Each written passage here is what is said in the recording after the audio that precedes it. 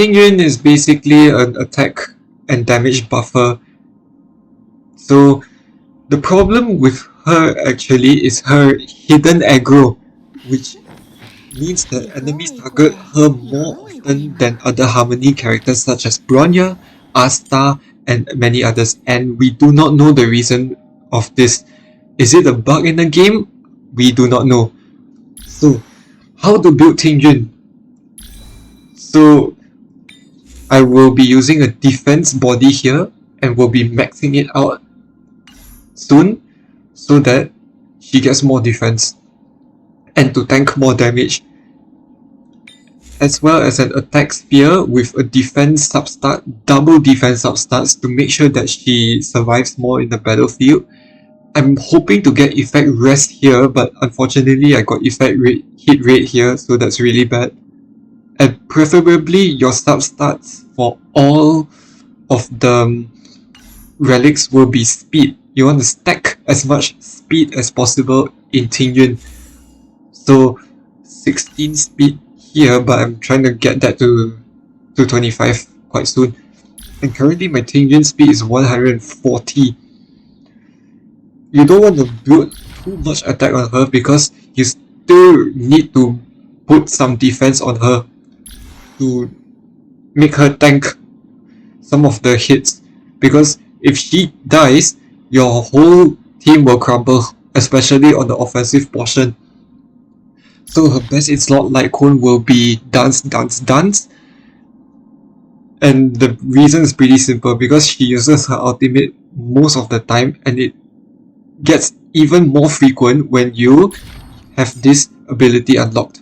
Jubilant Passage, which regenerate 5 energy at the start of her turn. So she's going to make her whole team move faster, and more actions will be put out, and this means more damage, more skill points, and everything else can be done. That's why her best in slot light cone is Dance, Dance, Dance. However, I have seen hyper carry Tingyun teams using But the Battle Isn't Over as a light cone here, but I can only recommend it if you know and you can guarantee that your main DPS is just a little bit slower than Tingyun. So let's say Tingyun is like, for example, 120 speed and my Zealer is going to be 119 speed as from here, then you can use But the Battle Isn't Over, because you can guarantee that your Zealer is going to move after Tingyun. But generally that is not the case for me, because why? We have healers such as Natasha who's wanting speed, and let's say Fire MC who's also wanting speed. So, But the Battle Isn't Over isn't the best choice, but you can use it provided you know your team building very well, and provided you are a very good theory crafter. So Dust is still going to be the best universal light cone you can ever place on a Tingyun. Okay, Tracers. Your priority is to get this unlocked. Reason why so is because Tingyun, for some reason, gets that remaining 5% energy on her energy slot. So she kind of feels like she's cliffhanging, just that so close yet so far feeling from getting the ultimate activator, and that really cost the team a lot. So Jubilant Passage is going to be your best ability and the one you should prioritize getting. Her substats are very good on her Tracers, because she gets defense everywhere, and defense is needed for Tingyun because she has a very high aggro for some reason, we don't know why. Okay, and we have attack, and that is good, because why so? Because the skill also based on attack. So all her substats Tracers are very beneficial to her. But however, my main complaint is that She's got lightning damage boost here and here. So it's not very beneficial. Unlike Luo Cha has like everyone in stats in attack, defense, and HP, but Tingyun has lightning damage. Who needs lightning damage on Tingyun? Who needs it? We're better off having HP or defense. So that's my main complaint of the Tingyun's traces. So your priority for all these abilities and all will be your skill and your ultimate, but ultimate will be your priority, then going to skill. So get these two level up as quickly as possible, and then leave it at level 8 until you get to level 80 Tingyun, which then you can unlock this ability, and this helps her a lot. So this ability, Nourished Joviality, so basically more speed after using a skill, and this is also partially the reason why you shouldn't use But the Battle Isn't Over. But again, if you know your team building well and you're very confident that your DPS moves after Tingyun, then you can use But the Battle Isn't Over. But because of this bonus ability, it's not recommended at all. And also probably the reason why is because other supports may have even higher speed than Tingyun, and depends on how you build it also. It really depends. So Nell Subdual. So this is pretty straightforward. You got basic attack damage increase, but I think this is the most useless ability because Tingyun doesn't really need to attack, but she can act as a sub DPS in a way, but not good enough. So her talent, Violet Sparknado. So it seems pretty good at first glance, but I can tell you it is not. So that's why I did not upgrade it. So it's just a measly 38, then 39, then you go all the way to 50, but it's just not worth it. It's not worth it to upgrade this ability. It's better to just stay prioritized with these two. So relics, very straightforward, and only one relic set that Tingyun will need, which is Musketeer of Wildweed.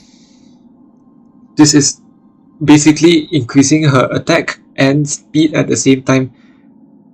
So for her energy regen rope, it will always be Fleet of the Ageless, because she's gonna get all the HP to tank the attacks, as well as she will automatically get 120 speed in an endgame build. So this is the best support set for her, as well as other supports. So you want to have an attack spear, but if you're really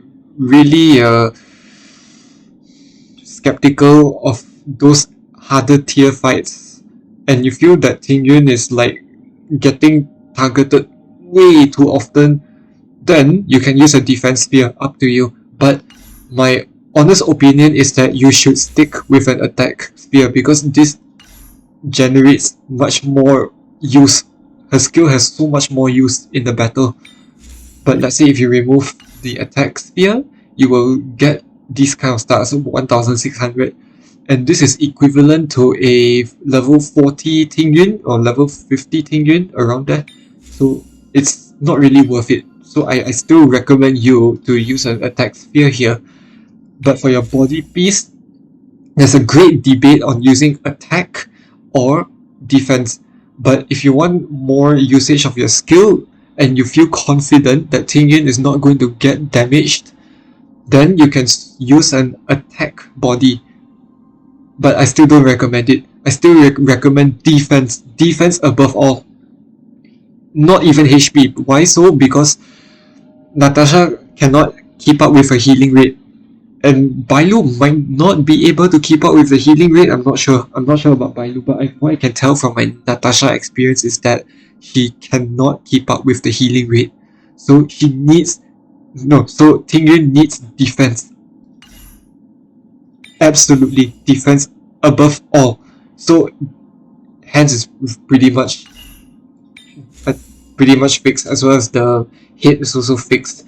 But you want speed as much as possible. Speed, as well as effect rest. And this is also what I did for Bronya. I'm trying to build an effect rest Bronya here. A 43.2 effect rest Bronya. That's awesome, doesn't it? Isn't it? So, yeah. But I'm not able to get speed on my kid here, so pretty bad. And if you want an ideal speed number for Tingyun, it will be 154. That is the most optimal speed for Tingyun to perform. But I only have 140 speed here, so still long way to go. Still long way to go, yeah. So if I upgrade the boots, I will get 149. And that's not good enough. I still need some speed substats. But at least I got like defense substats here, good defense substats here. This is a god roll defense one here, so that's really nice. I'll still need more defense substats and speed substats, so please, something like this, please give it to me. And effect rest is also nice to have. And now my effect rest is like 0, so that's really bad. And effect rest is one of the most underrated stats in the entire game. Okay, so Eidolons, you can get all the 6 Eidolons via the Jing Yuan banner, but I didn't because I was lucky in the Jing Yuan banner. 40 pulls, I got Jing Yuan and it's like going together. So if I wanted to, I could have gotten her Eidolons also, but Tingyun at E0 is strong enough to get into MOC 08 and even MOC 10 from other people's reviews. So first Eidolon, very nice. You get increased speed again, but this can also fix the problem of the battle, but the battle isn't over because her ability, one of her abilities grants her speed. This Eidolon gives the attacker a speed also, the DPS speed, so 20% speed, 20% speed, so it equals in number, and therefore, but the battle isn't over, it's actually okay if you want to use if you have Eidolon 1, so it balances things out. So number 2, gainfully gives, givingly gains. This is by far one of the best Eidolons. So extra energy, so they can spam ultimates more often. Very easy. Then 4 is straight up damage bonus. We don't need explanation for that. And then ultimate, this is really beneficial for Jing Yuan, specifically Jing Yuan, because I find that most of the time Jing Yuan is like half of his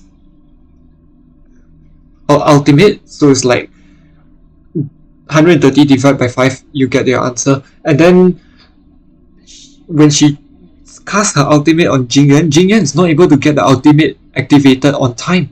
So number 6 fixes the Eidolon 6 actually fixed Jing Yuan in a bit also, but Jing Yuan's Eidolon 4 will also fix himself also, but it's really expensive.